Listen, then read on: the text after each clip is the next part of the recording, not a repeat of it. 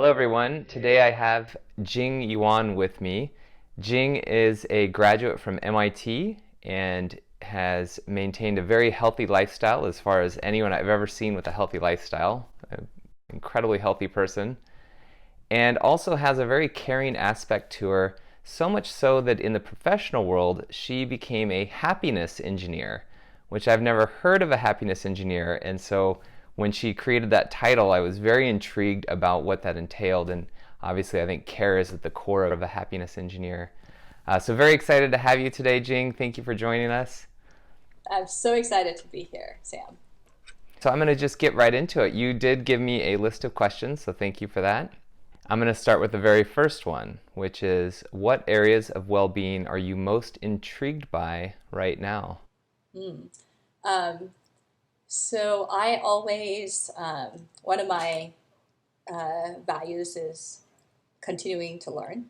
And so it's particularly like it's exciting for me to have an area where I'm really excited about, where I can really like just dig in and learn about it.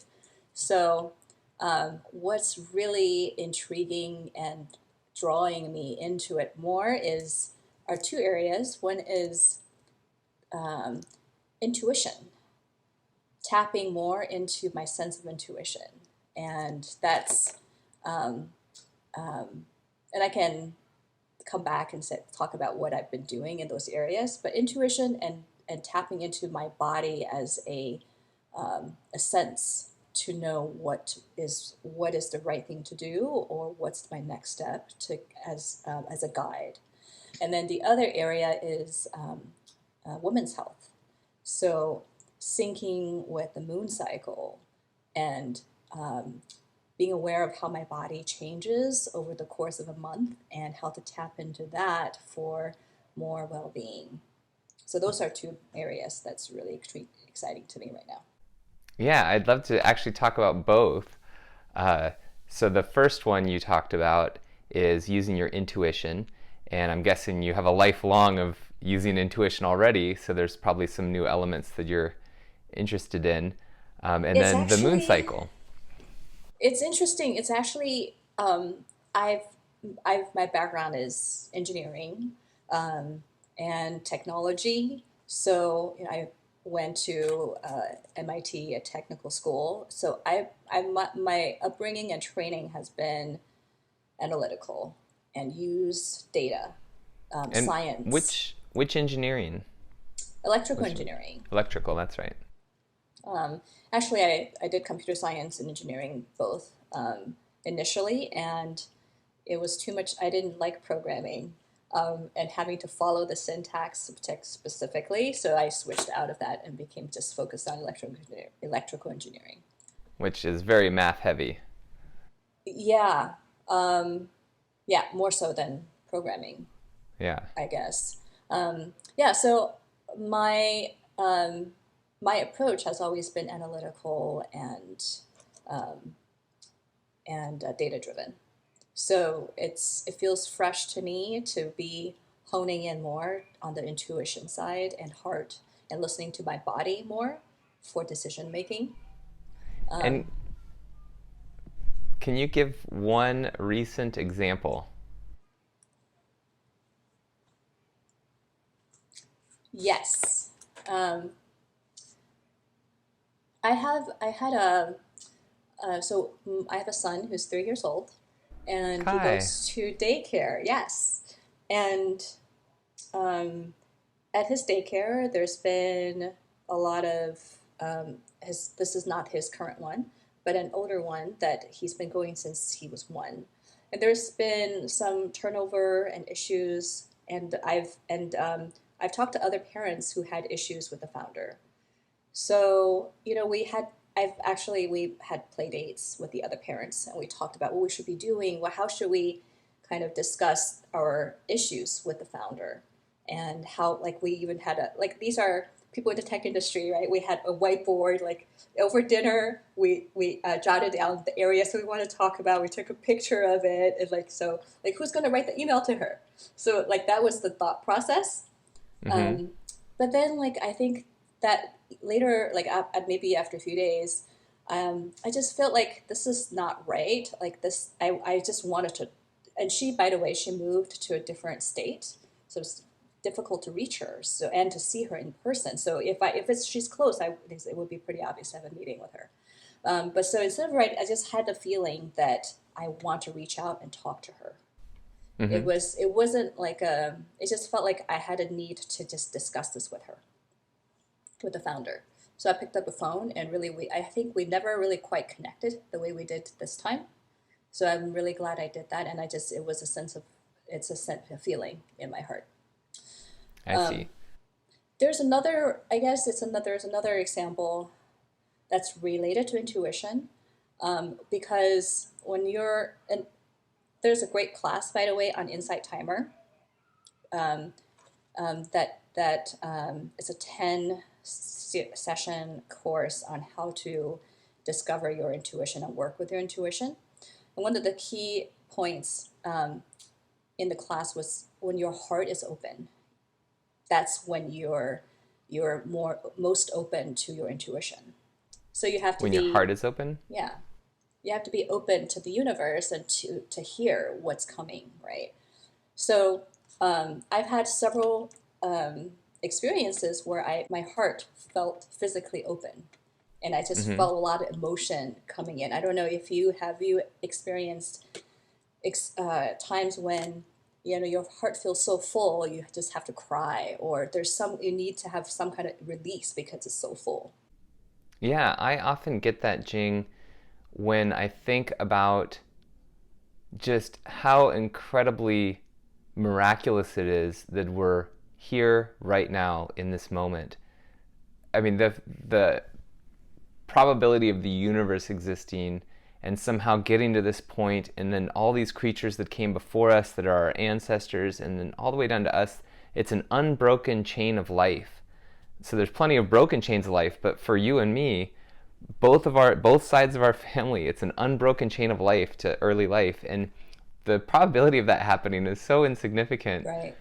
And so when I start feeling gratitude about, like, oh my gosh, who knows if we have an experience after this, but we do know we have this experience right now.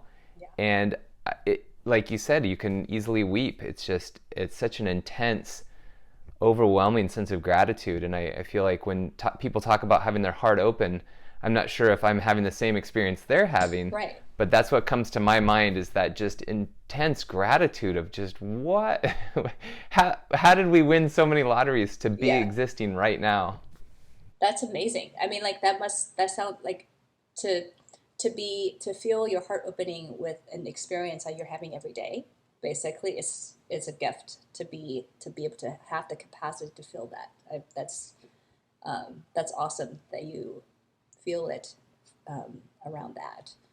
So yeah, so I think for me, like I can pinpoint maybe 3 or 4 times, and there are 3 of the 4 have happened during yoga class. A really good yoga class, where I'm physically open, like my muscles and my joints are open, and the teacher, it was really good, and so I felt like I wanted to cry, and I did, and often I do cried in those Oh, that's situations, beautiful. and each time it's really I've journaled about it. Each time it's something um, like what another example was when I was feeling fear at work, and and I just listened to the Insight Timer, one of the sessions about heart opening, and I decided to just, when my heart felt open, I just start thinking about what the fear that I had around my work situation, and just thoughts just started coming through, and I think I made breakthrough during that class, feeling like, okay, basically the breakthrough for me was I felt like I may have this fear, um, and I'm relating to this person in a way that is less than ideal, and I can either choose to continue to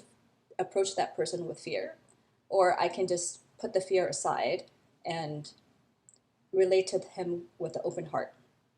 And whether I have reason to be fearful or not, the fact that I'm approaching him with an open heart, in a way, if anything, it's going to remove my fear, and it could change the way he approaches me if there was any reason to be fearful. Does that make sense? It does. And I'm sure that it changes how he approaches you. I mean, how could it not?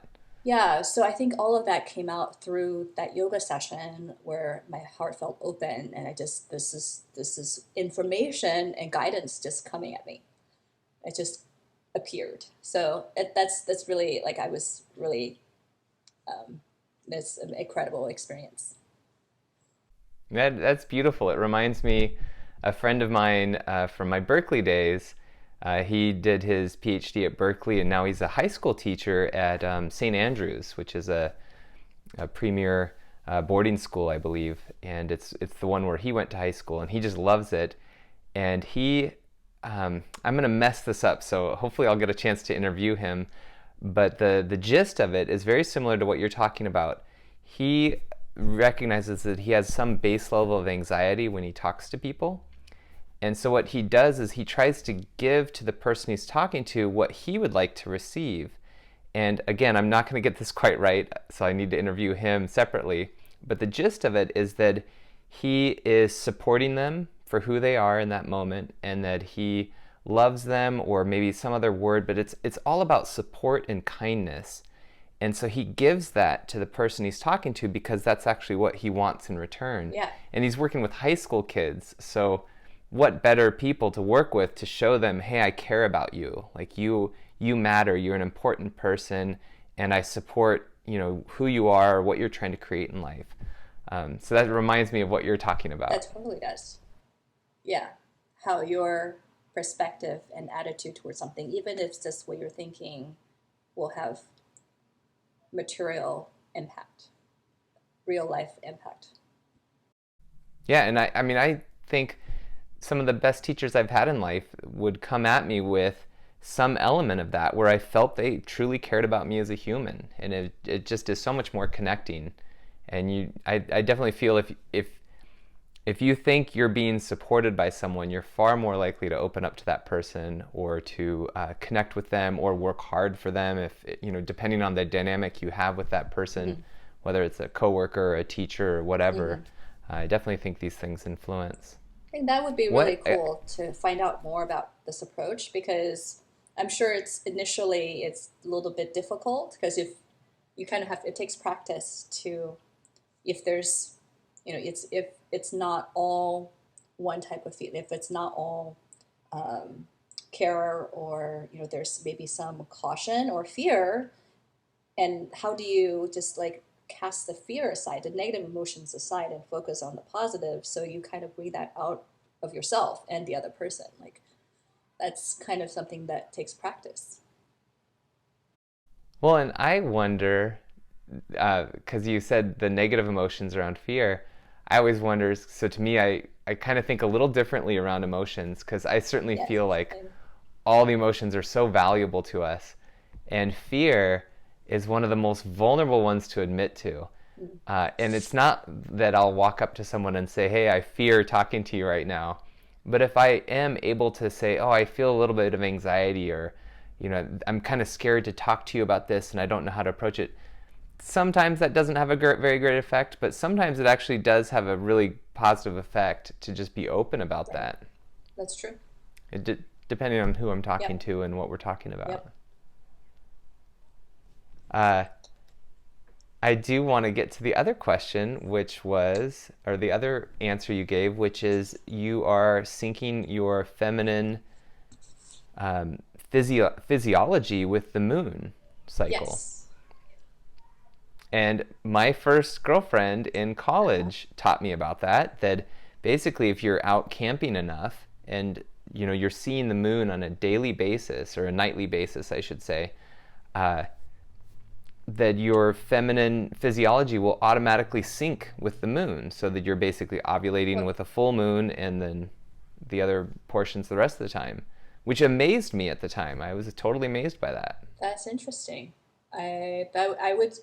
So there's the aspect of, do you actually sync up with the moon, um, that's out there, or even if you don't, there's also the aspect of moon cycle syncing with your monthly cycle, like whether it's synced up with the moon or not. Um, there are periods, distinct 4 periods in your body where different hormones that are at play, and your the theory is that you're better suited to do certain things during those particular cycles. So um, I'm still exploring it, and I just started to like um, map my physical symptoms to know where I am exactly in that cycle, because there's 4 phases. Um, but I can like tell you, the other day when I went hiking, and it was during um, a phase where I'm naturally more energetic. Um, and I just went on a hike, and I ended up carrying Kai up the hill like it was like it was no problem at all. It was a steep. And that's saying a lot Kai's because got a Kai's lot gotten bigger, big. and it's just like, He's a 3-year-old so now. it just and also there's it started with seed cycling. I don't know if you heard about I that, have not. where you can eat different types of seeds, like flax seeds or pumpkin seeds or sunflower seeds. They have contains different types of hormones. So depending on where you are in the cycle, you can have those seeds that will help you um, um, tide over any uh, if you're low on certain hormones. These seeds will help balance. So it started with that. So Okay. it's there's also food aspect too. Well, I read a book called The Female Brain, and it could just as easily be titled The Brain. The author, I think her name is Louann Brizendine. I think she was at Harvard, and she was studying human physiology and specifically female physiology. And her opening, like if you first open the book, her very first thing she tells you is that we are much more controlled by our hormones than she would have ever guessed. She's a very analytical person, and she just assumed, oh, I'm at the core, I am me, and I have this personality. But after doing more and more studies, she's like, no, I am completely at the mercy of my hormones, and I'm a different person depending on my hormones. And that's true for all of us. Nothing unique to females or males. Like, all of us are kind of at the mercy of our hormones at any given time. And I think we all agree with her thought that we think we're our own personality and our hormones just come and go. But the more she studied it, the more she's like, nope, the hormones really dictate who you are as a person. Yeah, I didn't. Yeah, it's just fascinating that I didn't know that interplay of different types of hormones can kind of determine how my day goes. And also, it. I'm curious about. Have you heard of the heart rate variability? Heart rate variability? Yeah. Mm-mm. So that's a measure of the variation of one heartbeat to the next. So not it doesn't it's not specifically what is your heart rate per minute, but more the variation between from one to the next. And that's been used by astronauts and athletes, top athletes, for a long time. And I guess there's recent technology improvements that's been made available to every one of to the everybody. So there's a device called Whoop that uses that, and more devices are. Apple Watch can measure your heart rate variability too. But they basically, it will tell you if it's highly variable, that means you can tolerate more stress. If it's not very variable, then that means you should probably take it easy today. And so, And sorry. yeah, so that's basically like in the every morning you can decide, is my physiology going to be um, lending myself easier to have really push myself and highly productive day, or should I take it easy? And then if I'm capturing how this is related to hormones, our hormones might kind of dictate who we are going to be that day. And then one measure, since we can't really measure our hormones easily, you're saying that heart rate variability might be a good measure And just very simple, you're saying if your heart rate varies within each beat, that might be a great day to take on a new challenge. Whereas if your heart rate is really steady and there's not much variability from one beat to the next, that might be a day where you might not want to take on so much stress.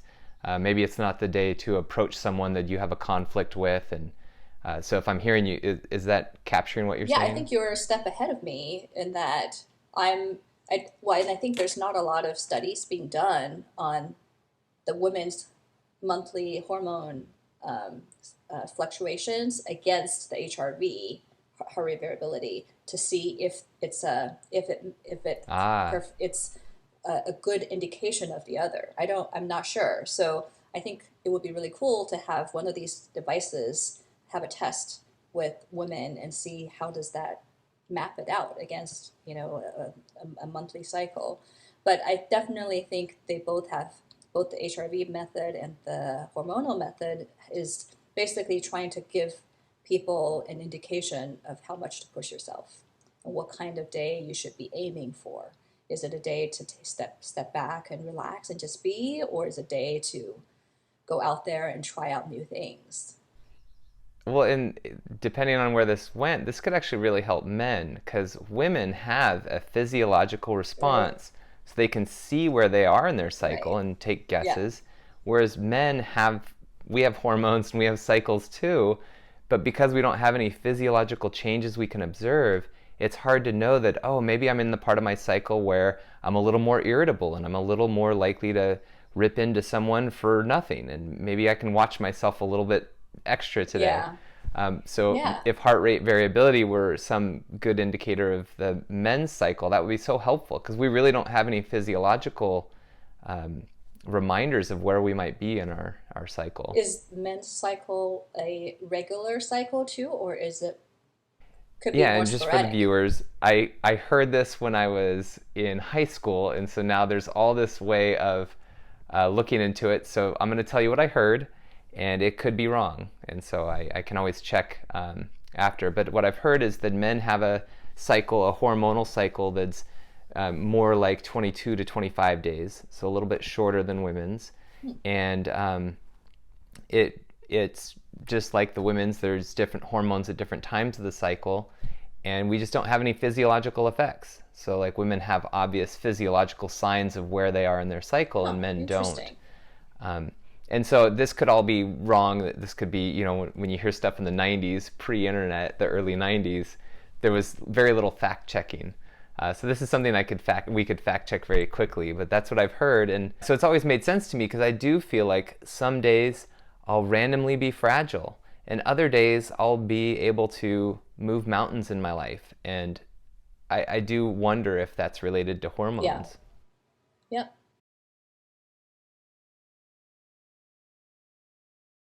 Is that Kai? Yeah. You can hear that? Uh huh. Yes, I think so. All right. Well, thank you so much for those answers. I'm excited about this next question, Jing. So before I get to the second question, I just wanted to um, ask you just a tad about your journey. So you mentioned that you were computer science and electrical engineering, and as you programmed, you recognized, oh, maybe I need to shift away from this and more to electrical engineering. And then once you graduated, you went into a very different area of life. Perhaps you did do analytical type work early on, but then you shifted to something called happiness engineer. And I also want to throw in that you've married a man that we all know and love, Matt, who is just a phenomenal human being. And some aspect of that journey, if you want to talk through, because I think a lot of people try to find amazing partners, and it's a process. And the fact that you've done that in your own life, I think that's huge. I mean, a lot of people are looking for something like that. And then you created a life with that man, and you created a beautiful life. And so I'm just stunned by all that, and the happiness engineer is such an intriguing idea. So I do want to ask about if you're willing to just share maybe a 3-minute take on any aspect of that journey that you would like to share about. Sure. I would say the first maybe 30 years or so of my life has been uh, more of an upbringing or growing up with Asian parents and with, the pursuit of academic excellence and a lot of the culture of um, that comes along with an Asian upbringing and pursuing things that are pretty much thought of as what would be setting up myself better for life, right? So I did all of that, engineering school, a graduate degree, going into technology, coming to Silicon Valley, and pursuing all of those career growth and milestones. And then I would say I was probably a late bloomer, where closer to after 30s, I started to just pursuing more of my own interests, going to Burning Man, meeting new friends, and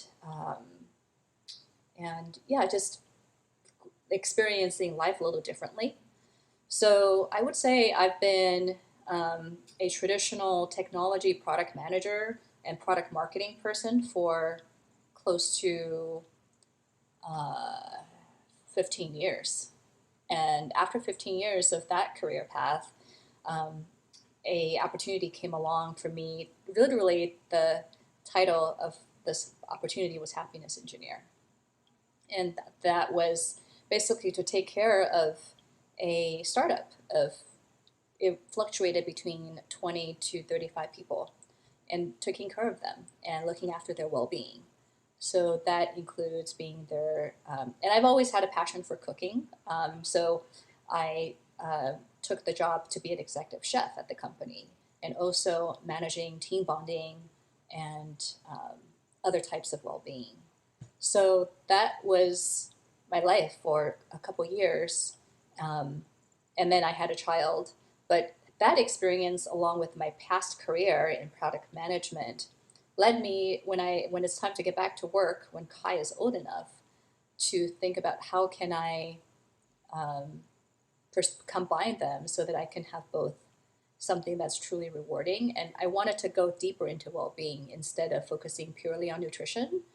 So focusing on other areas of well-being was intriguing to me as well.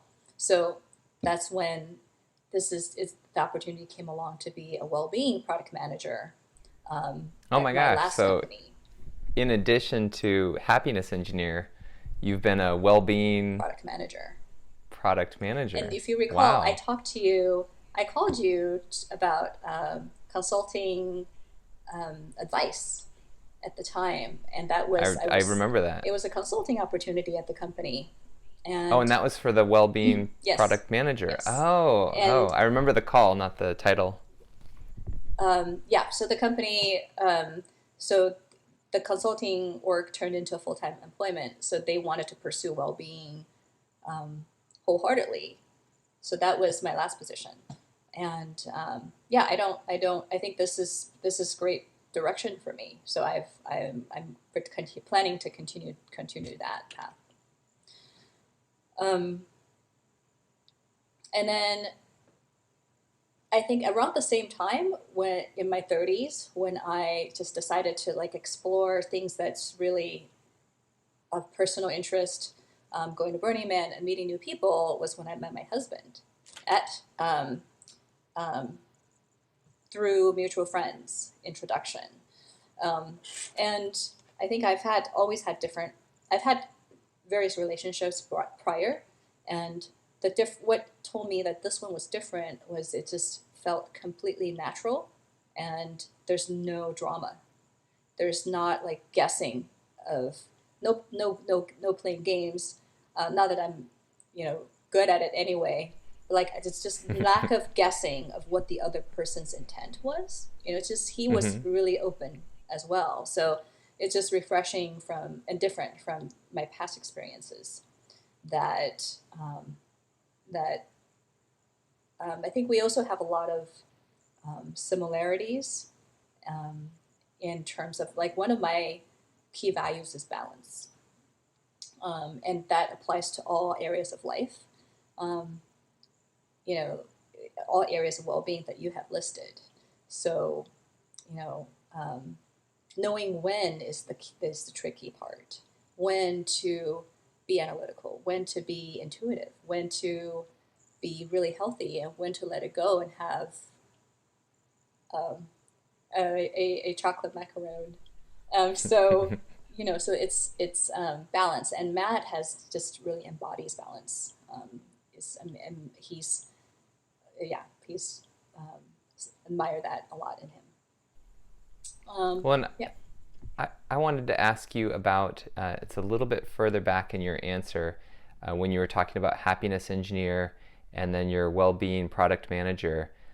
So to me, one of the difficulties of working in a corporate type job at a startup in Silicon Valley, in San Francisco Bay Area of California, is balance, because typically that's what you're sacrificing at a startup. I don't know the particular companies you worked at, but Yeah. in my professional life, it was all about work, Yeah. and that was my choosing. It was not that my work was hounding me to get work done. It was that I personally, when I left work, I was still thinking about the team that I was managing. I was still thinking about those members and how can I remove obstacles that are in their way? How can I help them identify obstacles so that I can help them remove those obstacles? So all that information is just constant. And even in the shower or brushing my teeth, I was thinking about work. And so there was almost zero balance. I mean, I did play a little bit, but it was really work, work, work. And I was okay with that at the time. No complaints at all. But when you talk about balance, like that was something that I felt was not a big part of my life.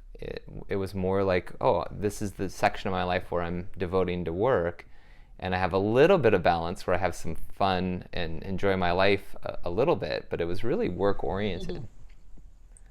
So I guess I didn't ask you a question, but I wanted to ask you, I imagine that I'm not the only person that had that experience where you were working at a small startup, 25 to 30 people, and then I don't know the size of the other company, the well-being company. That's close to 500 people. Yeah, so I imagine at both you encountered people who were challenged by, who might have wanted more balance. Like, hey, how do I work a little bit less but still contribute? Yeah, and we talked a lot about that at my well-being company. It's called Oh My Green, and It's called the what? company is called Oh My Green, OMG, Oh My Green. Oh, my grain? Green like the color. Oh, my green. Yes. Got it. So Okay. the company have focused on providing healthy snacks and catered lunches for tech companies, for Bay Area companies, and they want to extend into well-being beyond nutrition. So that's an area we looked at a lot, and basically we found that the modern work culture is one that really elevates the continuous hardworking mode. The more hours you Yes. work, the later you stay up. Oh, I got an email from this person at 11 p.m. Or like so that's kind of like what we look to as excellence. And there's Well, there's a lack of examples where a leader in the company will take vacation and actually unplug. So I think it's yeah. just we need to have this. I think the awareness is increasing on where we are, what's been the norm, and people. If you think about it, it makes sense, rational sense, that you can't be pushing yourself go go go all the time. That you need to both have a push day and a relaxing day and just be day, right? It depends on where you are physically, emotionally too, what happened to you that week. So all of these play in, and then taking like you having 8 hour workday where you're not taking breaks or mental breaks or lunch breaks. People staying at lunch desk eating instead of mindfully eating. Those are just not sustainable. So all these Yeah, things. I forced my team. I was like, you guys can eat in front of your computer 1 day a week. And of course, I don't have the authority to tell them what to do. But I was like, please, please, please, get away from your desk most days of the week for a meal, for breaks, go for walks, because I strongly bought into all the studies that show that, taking a 10-minute nap in the afternoon leads to a more productive afternoon than not taking a 10-minute nap. And, seeing people work in front of the computer, it's just, like you said, sustainability, it's not a sustainable course to eat in front of the computer every day, eat your lunch. Or maybe it is sustainable for some people, but certainly I saw a lot of people that it didn't seem sustainable for. And I think as I get more experience and get older, I see more and more examples of the idea that if you push less, you move ahead more. If you stop Ooh. trying, you actually get more of what you want done. Yeah, I want to believe that, and I certainly believe it in certain aspects of my life. And then there's others that I'm like, ooh, Yeah, I don't know if that's a good strategy. So yeah, certainly, like when it comes to just day-to-day level of enjoying my life, I totally agree with that concept. But then there's other elements where I'm like, am I working hard enough to make certain things happen? But yes. could you give an example from your own life where you used to push at something and then you find it's flowing a lot easier now that you're not pushing? This is less of a work example. I need to think more of a work example, but the more of a family Ooh, example. non-work. More. This is more of a Non-work would be non-work, great. where Yeah. so I started in the morning. I would kind of set an intention for the day, whether I'm going to, depending on how I feel, where am I in my cycle? Like, am I going to have a push day or am I going to take it easy? And it's interesting on days when I said I'm going to take it easy, which means I'm not going to follow a set schedule with my son. Like, so I've been laid off since COVID-19 and I'm home every day with my son and doing homeschooling. So instead of pushing him to do certain things and have a plan, or we're going to go hiking at this time, I just kind of take a back seat and let him decide what he wants to do. And I take it easy. I ended up doing more. When I say I have a take it easy day and just let my foot off the pedal and take his cue on things, Kai's cue on things, we ended up doing more because it's just less push. Like there's less push from him against me. And things just happen Mm-hmm. easier and we do a lot more. Like it could be fun things, it could be going out.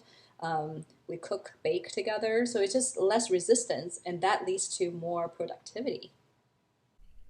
Yeah, it's bringing to mind something my sister shared with me that I'd never thought about, but since she's shared it with me, I've seen it time and time again. We'd go on a walk with her son and her daughter, my niece and nephew, and she said, "Oh, they'll walk for miles if you're willing to walk at their pace. So if you never try to rush them, they'll walk for like hours even." And I thought, a 3-year-old, oh, there's no way a 3-year-old can walk for an hour and a half, but I guess they can, and they Yeah. do. And the moment you try to rush them or move them at your own pace, they don't necessarily respond well to that. Or that's when they start to get tired or Yeah. upset or maybe a little bit exhausted. But when they're going at their own pace, they might just be in explore mode and things might flow more I easily. would say that's true, but also true is 3-year-olds don't have a sense of how when they will get tired.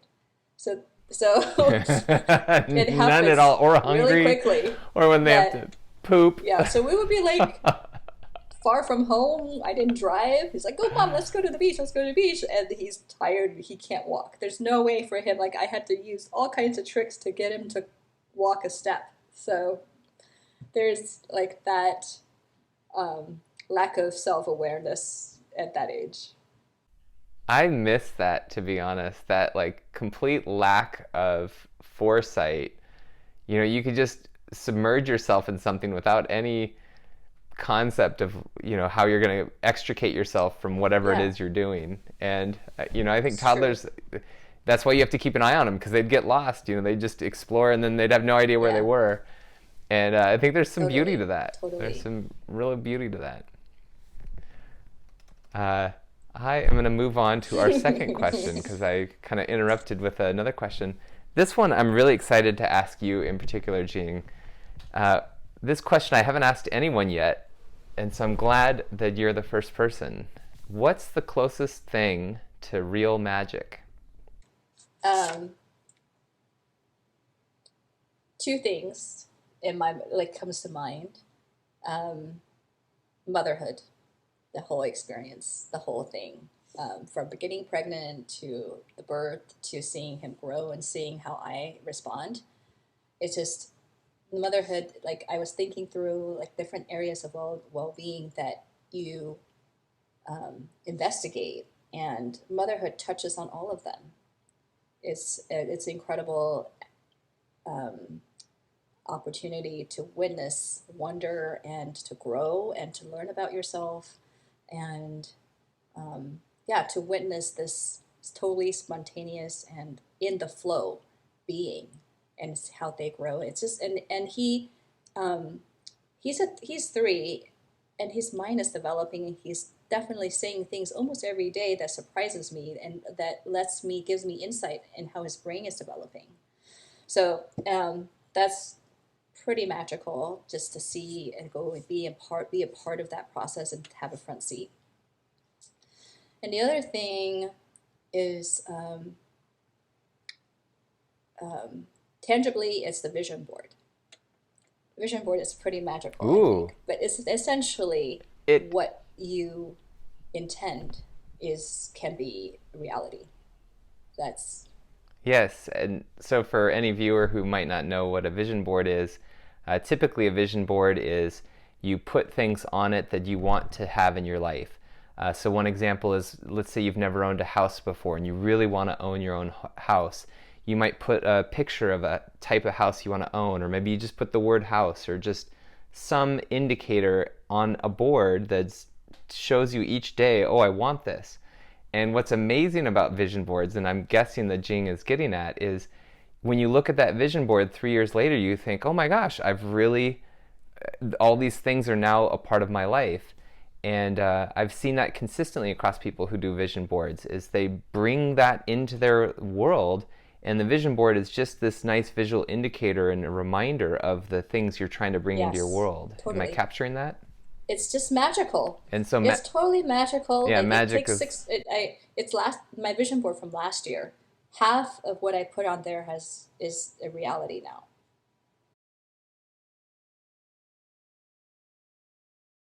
wow. So I'm working on my next this year's. So those two. It's just yeah, the capacity to bring things to life just by writing them down and having them in front of you. Yeah, I haven't done a vision board ever, like a physical board, but I have a Google Doc that's the equivalent. Okay. And what I might do is make a vision board because then you're seeing it every day, Yeah.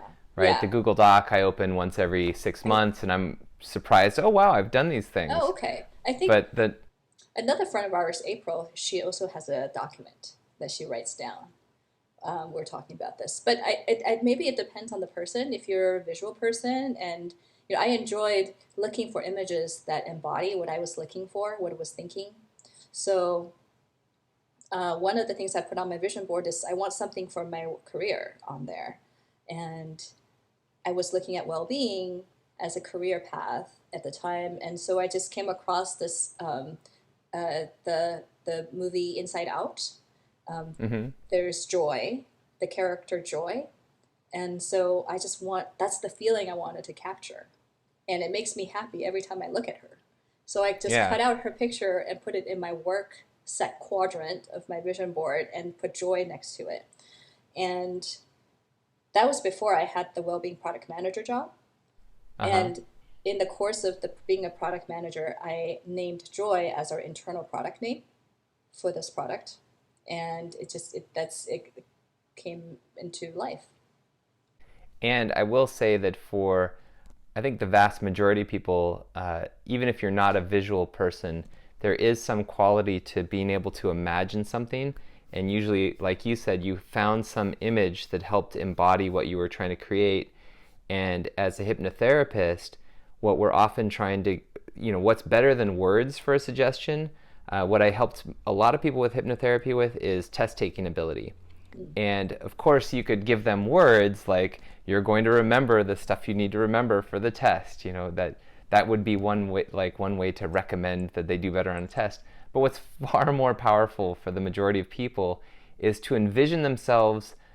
For example, a lot of people like the idea of walking at graduation, and their parents and their grandparents are in the audience, and their friends are there, hooping and hollering, like, go so and so. And that image, that alone was so much more helpful to the vast majority of people I helped with test taking. So then when they're in a test and they know the information, but they just can't quite put it together on the test, then instead of having like some words in their head, like, oh, I'm going to remember, instead they could just take a moment and envision themselves walking at graduation, and that diverts their attention to this much bigger thing that's far more important than just this one little example on the test in front of them. The much bigger picture is, oh my gosh, I'm going to finish at some point, and people are going to be proud of me, and I'm going to be transitioning out of this schools thing into something more practical or applied, and that graduation is it's a symbol of that transition. And so that visual of them walking at graduation, or that imagination of them walking, is far more powerful than just the words. And so I think a vision board, like you said, it's not just about writing words on a board. Sometimes it's about picking the right image, and that's helping, I think, I think it's helping plant seeds in our subconscious. Yes. Yeah. Yeah, and it's like picking, like at the process of going through images and seeing how they sit with you. Like you have when you see something, you have a response. So being aware to that response can help you clarify what you want.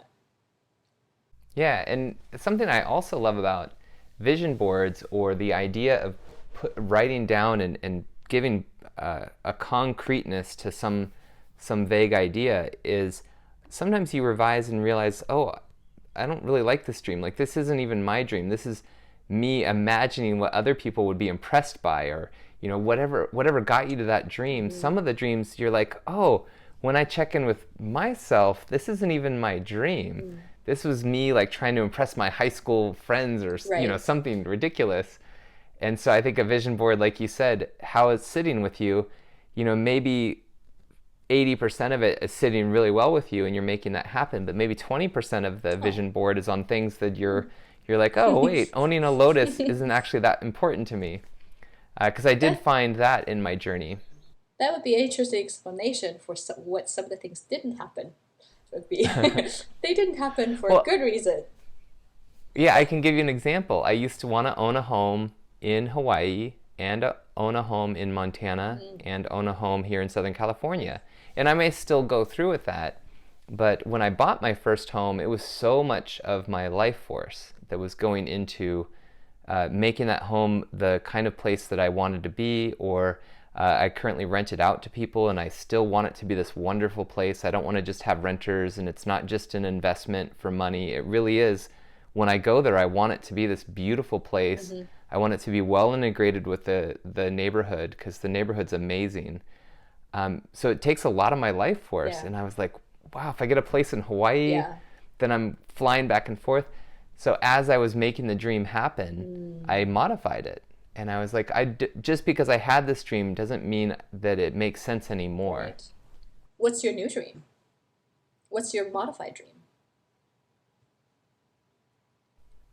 I think I have a lot of modified dreams. In terms of this you mean one. for that one in specific? What's a modified dream?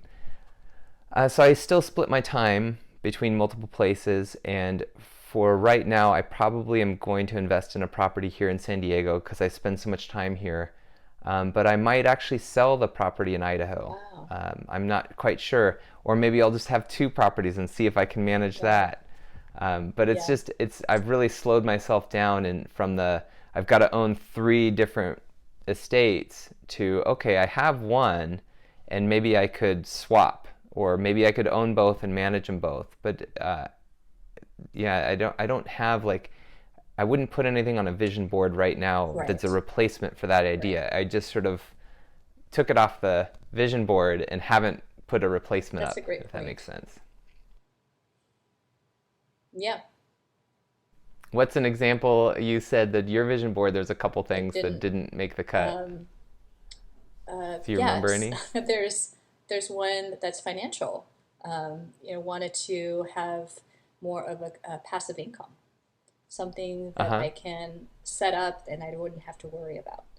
So that was something I Mm-hmm. didn't really make progress on last year. Um,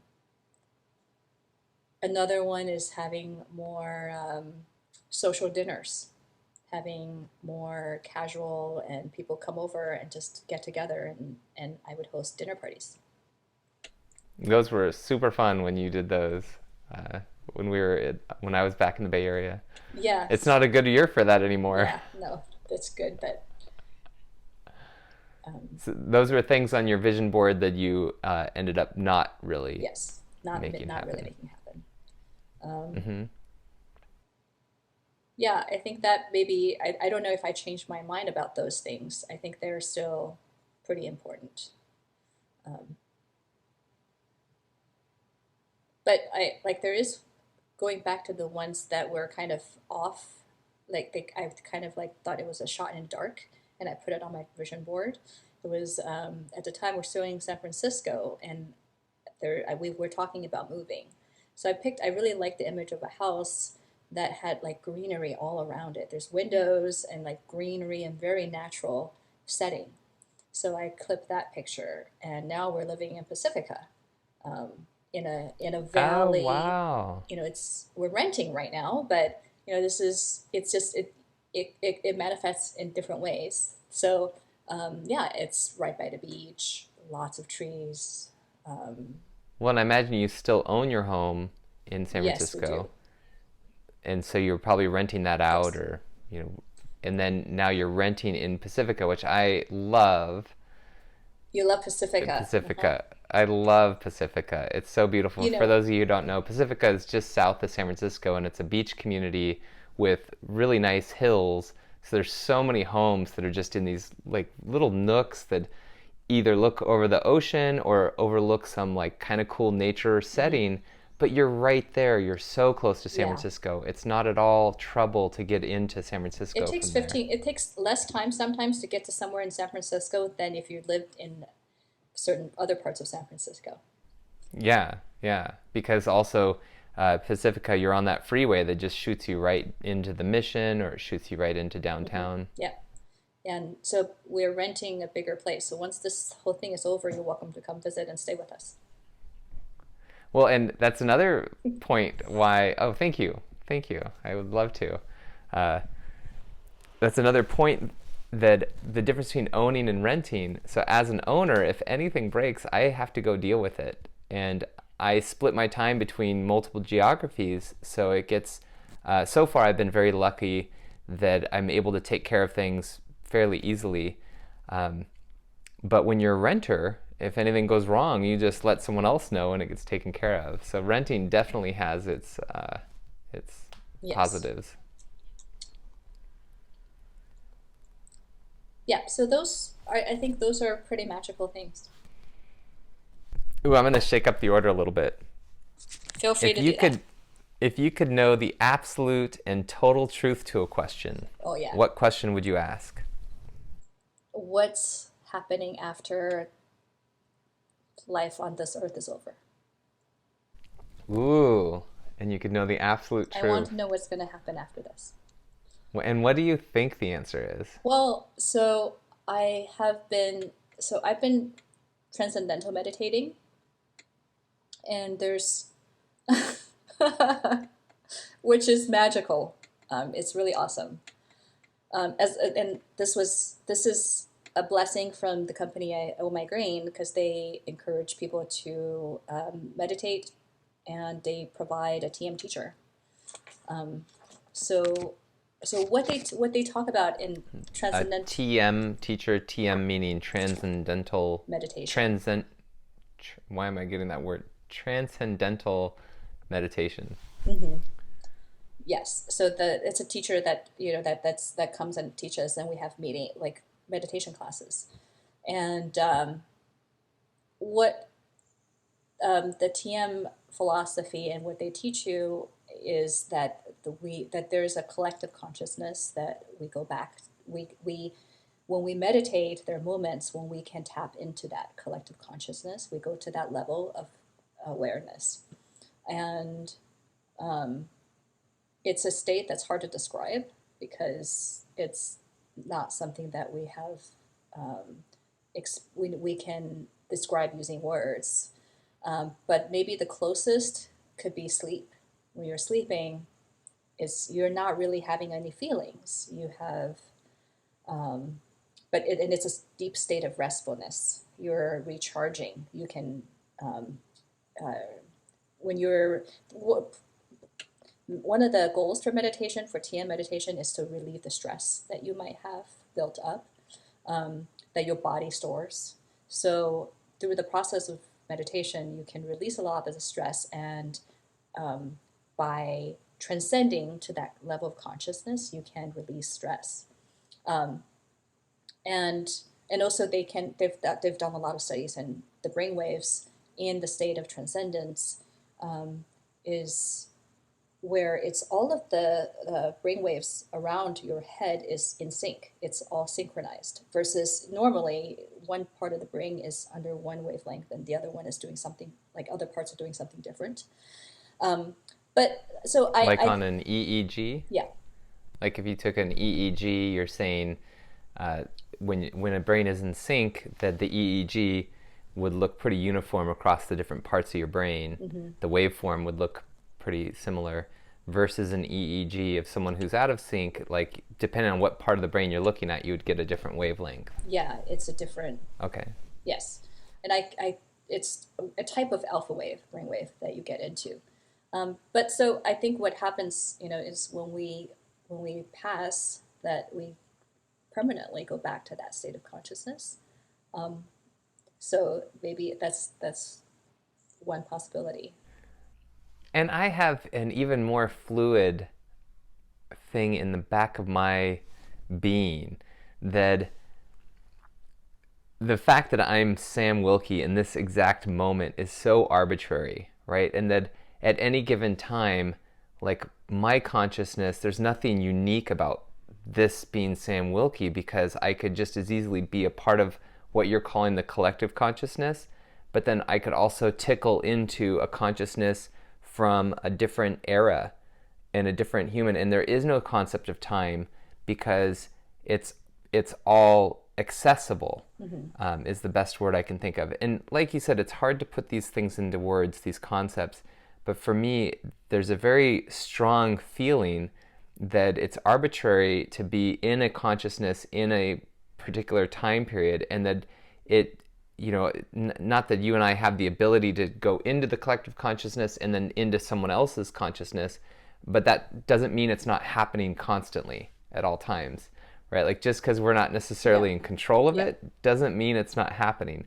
And so am I Sam Wilkie in this moment, but I'm also in all these different consciousnesses at different times in a very fluid manner.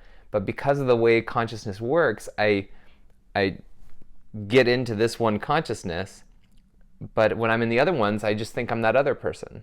And so I don't have any connection to this Sam Wilkie consciousness other than through the collective consciousness. So I have that very strong feeling or idea.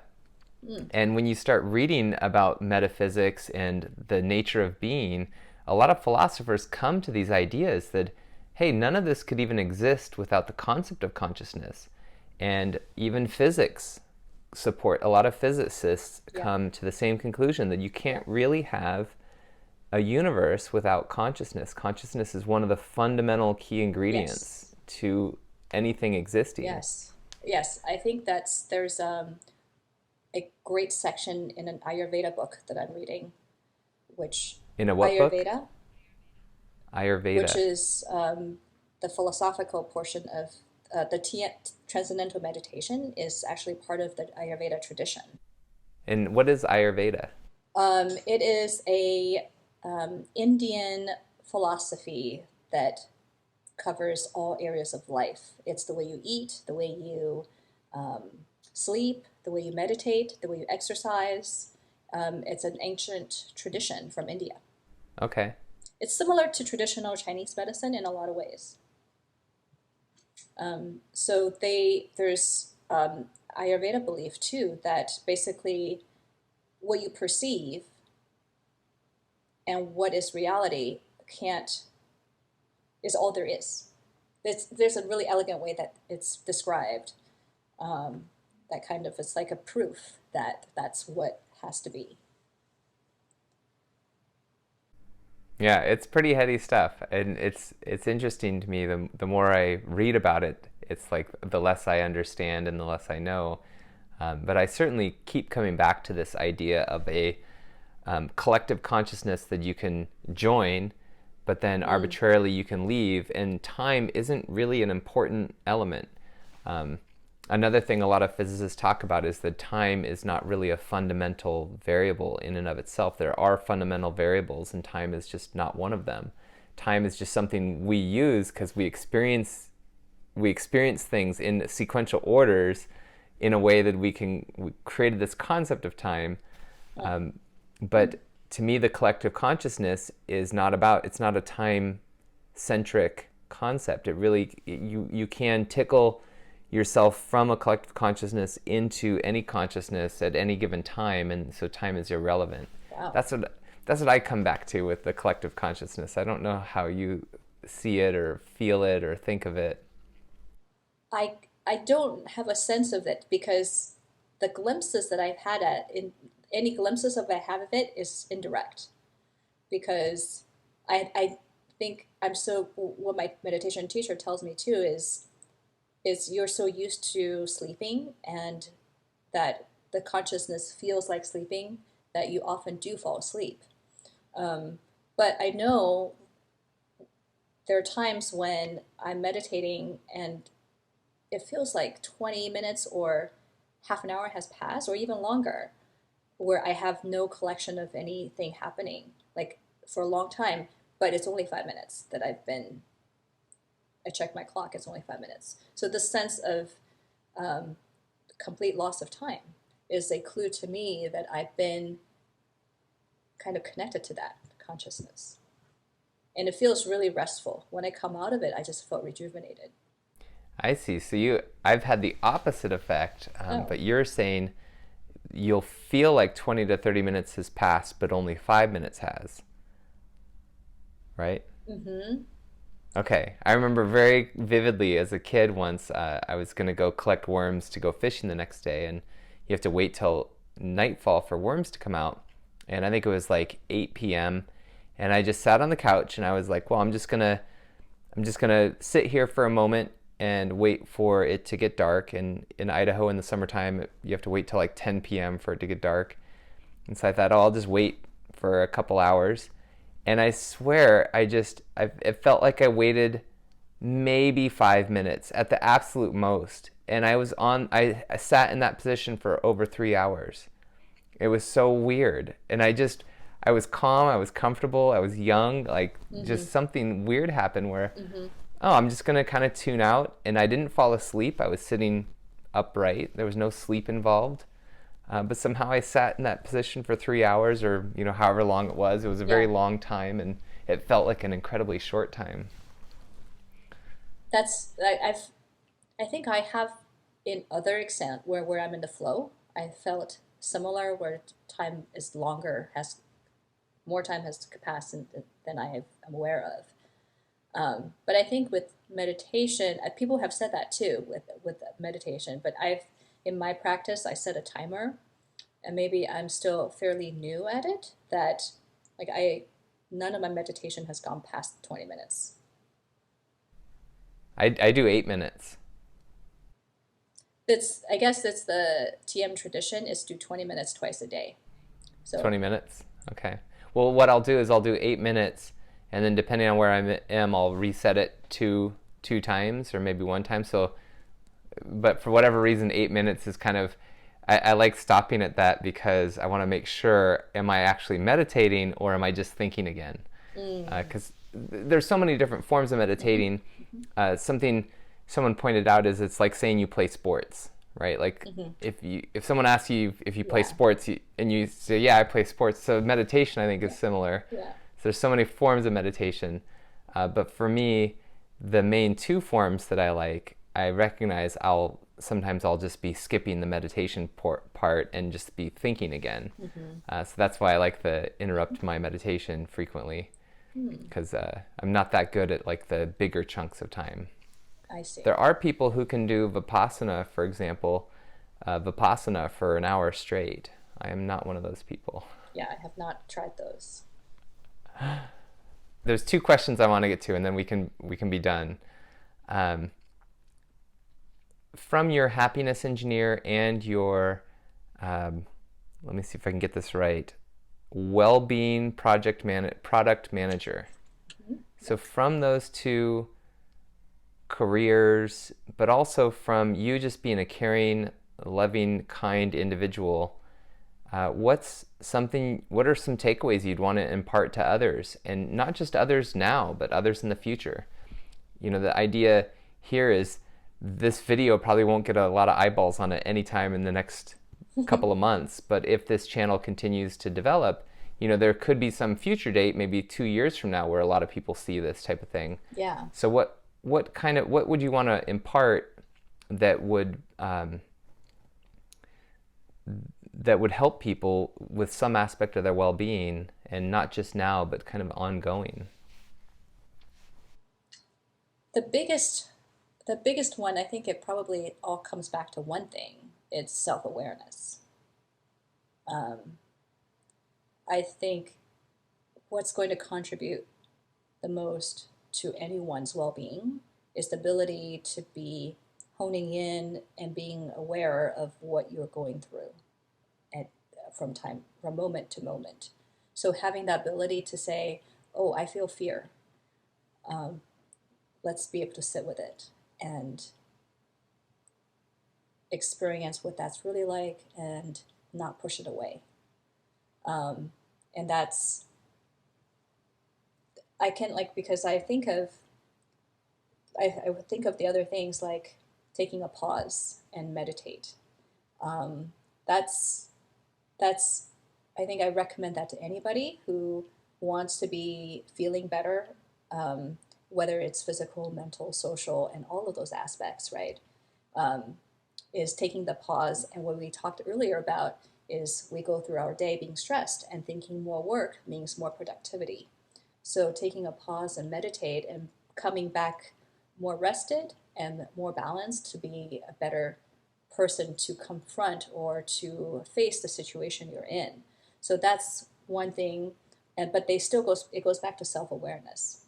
Another thing is... Well, before you go on to that next thing, I want to clarify something, because I have an understanding of something that might be different from what you're explaining. But when you say sit with it, the way I'm interpreting that, and this is for the viewer as well, so if you're feeling fear, you're probably having thoughts, and then those thoughts are leading to some sort of fear. And I think what Jing's getting at is, when you check in with yourself, is to, okay, these thoughts are going to serve me in some way, and they're helpful, they're part of the equation, but for a moment I'm just going to let these thoughts go, and I'm going to tune into, I'm feeling something. And right now I'm calling that feeling fear, but just to let myself just sit with that feeling. And if these thoughts come back into my head, which they will, it's okay, but just let them go again and tune into what it's like to be me feeling fear. And my experience of this, Jing, is when you let yourself truly feel, and you're not having the continuous thoughts, that the feelings change very rapidly too. You might go from an ecstatic feeling to weeping in just a minute if you let yourself truly feel. That's the nature of feelings. If you have the continuous thought pattern going, you might feel fear for hours on end if you keep those thoughts going. Mm-hmm. So I think, Jing, just to clarify, is when you say sit with it, I think you're saying allow yourself to be in your own body and maybe a little bit out of your head. Like let the thoughts kind of, they're doing all the work, right? Yes. But let them take a break for a moment. Yeah. And be you for a moment without those thoughts. And the thoughts will come back in, yeah. but you can let them go again consciously. That's a great clarification, and that's a really good way to explain it. And I can give you an example where where sitting with the feeling had led to more of a mental clarity. So it was right after I had Kai, and he was maybe like 6 months or so after giving birth. Kai is the cutest baby, by the way. He is adorable, and I'm just so I haven't gone back to work, and he hasn't. Oh, sorry, he has. I haven't gone back to work, but he has started daycare, so I have some time. So that must have been at least a year since. So he's no longer a baby. He's gone to preschool. He's grown up. He's no longer the tiny baby that's like relies on me for everything, and he can talk, and he can. I think he can walk at the time. So basically, he's no longer a baby, and I saw another mom putting his baby into a car and putting the carrier away. And I just felt like the sudden sadness. And then I just like, oh, this feels really interesting. And I was, I decided to just instead of going to where I was going, I just had decided to take a moment and let that sit with that feeling. What is this feeling? I feel really sad.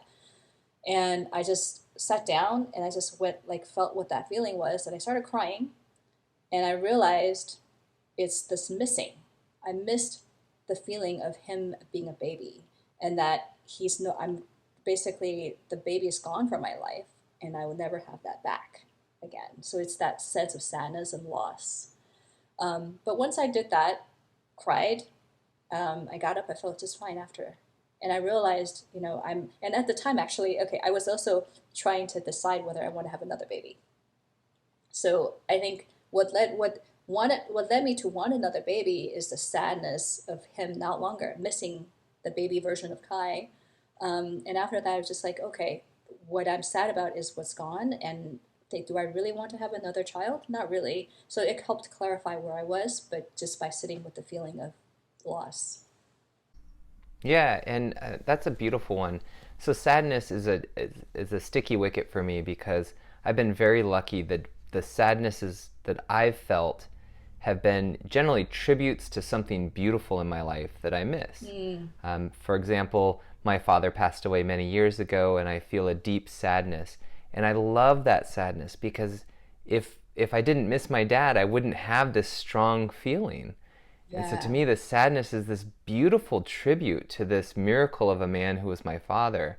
And it's in no way something I want to, if I'm feeling sad, the last thing I want to do is like go get a beer with a friend or, distract myself from it. The thing I want to Yeah. do is like be with that intense feeling that's like, wow, Right. my dad was really special to me. And, and even getting rid of the thoughts altogether and just recognizing how powerful I feel in those moments where I'm just feeling some sadness.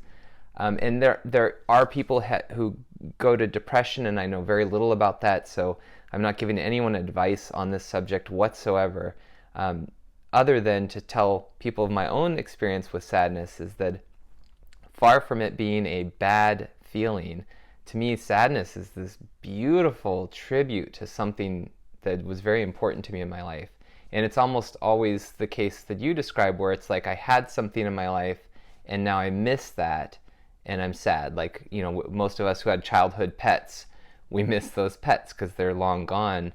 And the sadness to me is like the more acutely you feel that sadness, kind of the more connected you're feeling to that being in that moment. Exactly.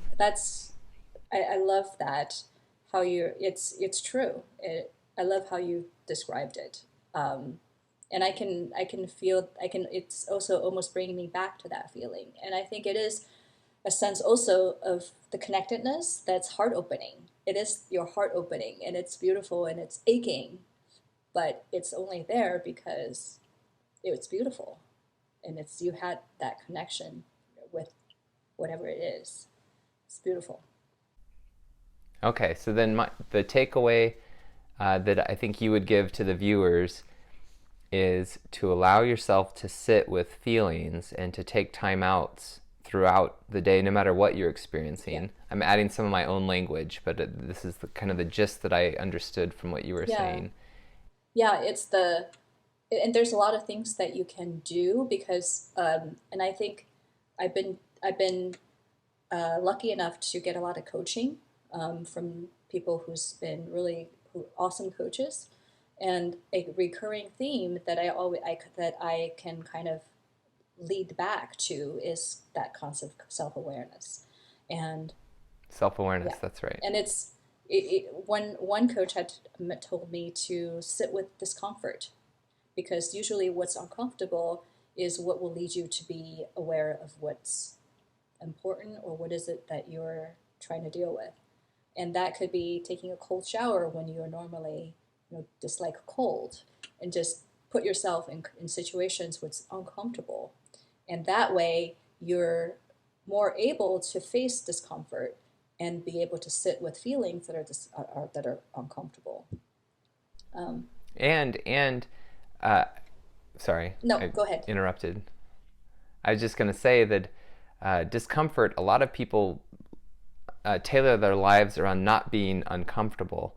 And what's missing there is that if you're trying to do something that you're not good at, discomfort is a part of that journey.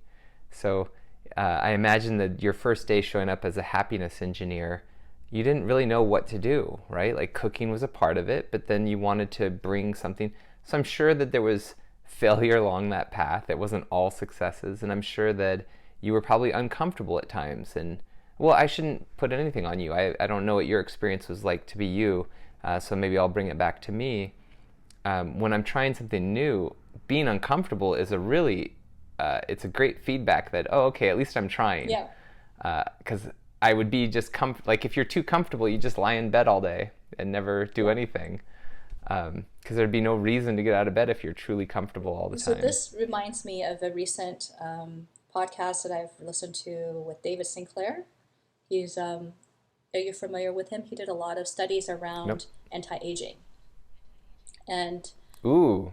yeah, Ooh. so he's recently published a book, which I can't think of the name right now, but so he's a Harvard professor who's done a lot of study around that, and he's the one who's behind resveratrol from a few years ago.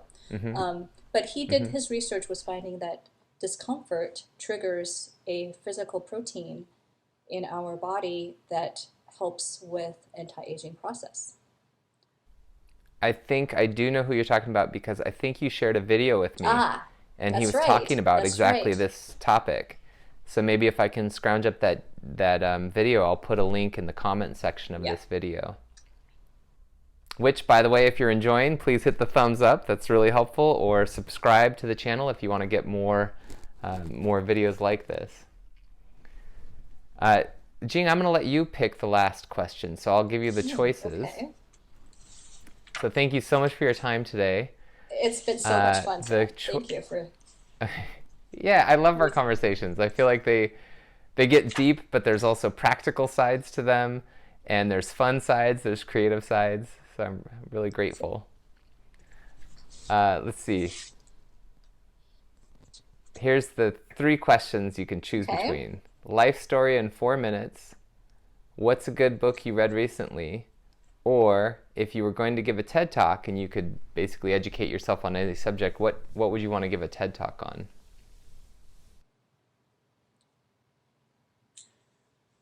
So I'm going to push myself and be a little bit uncomfortable and talk about if there's a TED topic that I want to talk about. And it's something that's kind of a nascent thought, so that's why it's not something that's well formed. But, it's basically around the concept of coaching. And um, it would be about how important and beneficial anybody who has ability to take coaching or get coaching should do. Um, and yeah, and I think one of the things that makes coaching incredibly different is someone, and I can't take credit for it, someone that, so one of the things was that I interview people about coaching, and I've done some coaching, and I've launched some coaching programs. And what really caught my attention when one participant mentioned was coaching allows you to be stepping outside of your ego. So instead of you trying to think about your own issues or try to guide yourself through a difficult problem, a coach can help you through this as a um, third party that's not committed either way and help you look at it and help you step outside of your ego. Um, Interesting. and I think that's one of the reasons why it's so. I guess it can be extremely earth shattering. You know, it can someone is observing you without the ego involved, and you can kind of if you're and that's definitely something where the more you give, the more you get out of it. So the more open you can be, and the more trusting you can be in that coaching relationship, the more you'll get out of it. And I can just say, like for the rational aspects too for coaching is you have someone who's experienced in the types of questions you're grasping with, someone who has experience talking to real people like you, and so they know what you might be going through and they can guide you through what could be helpful, and they have years and years of experience of dealing with this type of issues, um, and they can provide accountability. So you can a lot of times when you have difficult issues, it's something that has to do with forming a better habit, or trying to remove a negative bad habit. So having someone that you can feel accountable to is half the battle to be consistent until the habit um, has been like sealed in. And and I think there's right now coaching is fairly expensive prospect, and especially the experienced people who are just like there's some like awesome coaches that I've had where it just I just feel like opening up. I just feel like telling this person my life story, and they just understand and they remember from session to session, and they will point out what I've said that caught his attention, his or her attention, and they would be like spot on. I might have subconsciously talked about it, but it was something that was really deeper, and they can like draw that out.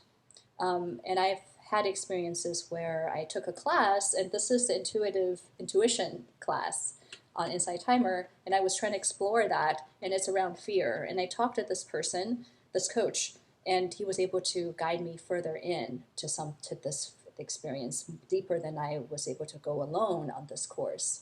So I think my TED Talk would be, I really feel like intuitively that anybody who has a chance to should get coaching, and I want to find a way for coaching to be more accessible. Yeah, and stigma's removed because if you were trying to play a sport, or let's say you wanted to be a ballet dancer, you would need a great instructor. And yeah, you could use YouTube to be okay, but an instructor, well, and even YouTube, it would be an instructor through YouTube. You're probably not going to be a very good ballet dancer in the absence of instruction and coaching.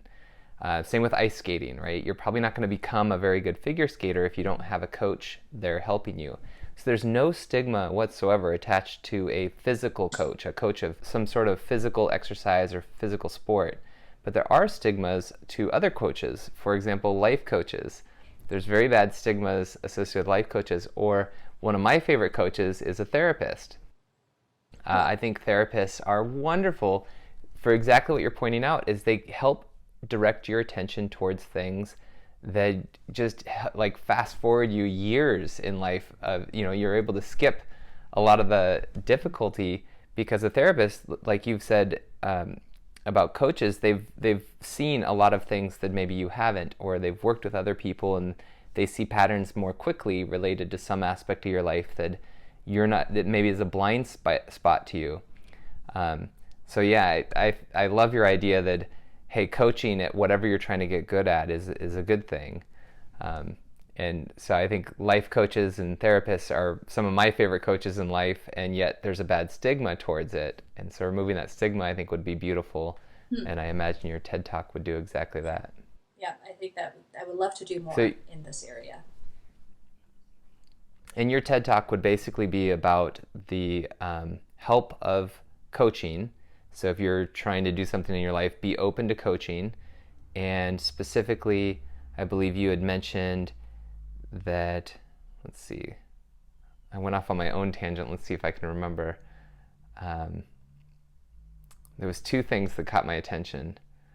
One is that just a coach has worked with other people, and so they might direct your attention to something that, oh, and then the ego. You had mentioned the ego.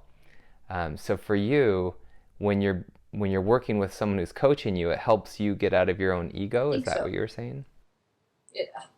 It's a chance to look at your life, take a step back and take a look at your life as a third party. Because because you have to explain it to someone, it kind of takes you out of that. It takes you out of being absorbed with. Interesting.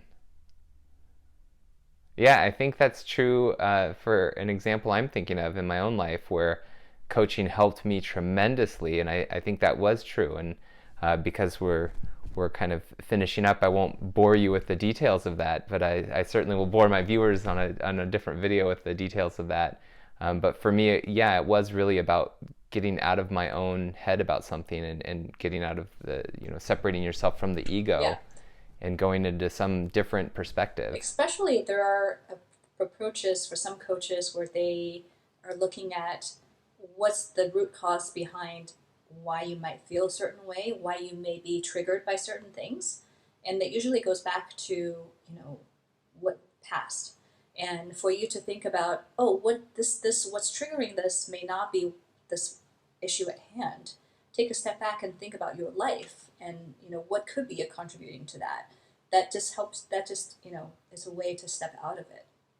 Yeah, and I think one wonderful realization for me about a decade ago is just because something triggers me to a certain feeling doesn't in the present, and maybe that feeling I have is associated with some trauma in my past. Well, whatever caused me to get triggered in the present isn't automatically bad. It might be. Like if someone ran up to me and punched me in the face, that would trigger me to some trauma that I had in the past, and that's a bad thing in the present moment. But certainly someone might express to me some vulnerable thing where they're like, hey, Sam, I'm mad at you about such and such, and that might trigger me, but really what they're doing is beautiful. They're sharing with me something about themselves and they're being vulnerable, but because I'm triggered to a feeling I really don't like, I used to just automatically, well, that's bad. Like, you're causing me to feel a certain way that I don't like to feel, so what you did is bad. And now I realize, oh no, Sam, that's totally an ego way to look at this. Is you have done something that's caused me to feel a certain way, but that doesn't mean it's a bad thing that you've done. Yeah, that's a great example. Well, Jing, thank you so much today. I've been looking forward to this conversation for a while now, so thank you so much. I thoroughly enjoyed this, and I appreciate the opportunity to think deeper into this area that I really care about, and I can talk about this stuff hours and days. So, and I appreciate having you to have this wonderful conversation with. So, thank you. Yeah, thank you, Jing. Yeah, I think it's telling that it took us 20 minutes for the first question because I think we're both really excited about well-being. Yes. All right. Well, I wish you all the luck with this YouTube channel. I'm going to be looking at your other videos, and I am excited to look at them and learn from them. So me too. I love that I love this endeavor. One of my takeaways from this is I need to find a coach. Mm-hmm. Yeah. Because obviously, like, the goal of this channel is about well-being, and it's not just other people's, right? It's my own as well. And so it's like I want to learn from the people I'm speaking with. Right. So I've learned much from you over the years, and one takeaway from today is find a coach. That would be a great thing to do. All right. Well, have a great day, Jing. Have a great weekend. Happy Friday. Well, thank you, Sam. This is my first interview. Oh, yay. First well-being interview. So I appreciate it. It's been fun. Yeah, likewise. Okay. Bye. Bye, Jing.